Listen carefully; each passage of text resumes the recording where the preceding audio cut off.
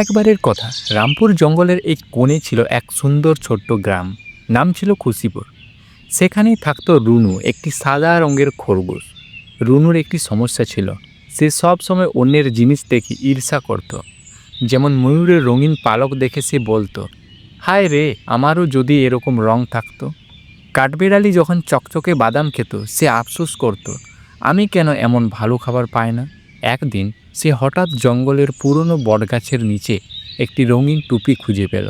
টুপিটা জ্বলজ্বল করছিল, আর তার গায়ে লেখা ছিল, যে এই টুপি পরবে সে অন্যদের মতো হয়ে উঠবে।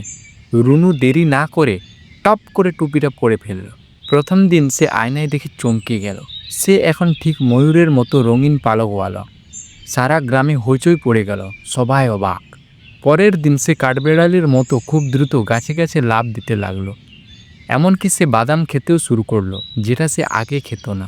রুনুর মুখে হাসি, কারণ সে এখন সবার মতো। কিন্তু কয়েকদিন পর সমস্যা শুরু হলো। ময়ূর বলল, তুমি এখন আমার মতো, কিন্তু মনের মধ্যে কি সেই কোমলতা এনেছো? কাঠবেড়ালি বলল, তুমি আমার মতো খাবার খাচ্ছ, কিন্তু তুমি তো ভাগ দাও না। তারপর একদিন রুনু আয়নায় দেখল, তার শরীর অদ্ভুত হয়ে গেছে।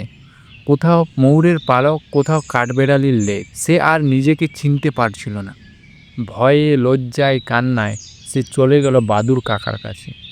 বাদুর কাকা ধীরে হেসে বললেন, রুনু, টুপিটা তোমাকে শুধু বাইরের রং দিল, কিন্তু তুমি নিজের মন বদলালে না। তুমি তো সুন্দর ছিলে, নিজেই এক রং ছিলে, খাঁটি, কোমল, সত্য। যে নিজেকে ভালোবাসে না, সে অন্যের মতো হয়েও শান্তি পায় না। তারপর তিনি বললেন, এই টুপির আসল জাদু একটাই, যে নিজের মতো হতে চায় সেই সবচেয়ে সুন্দর হয়।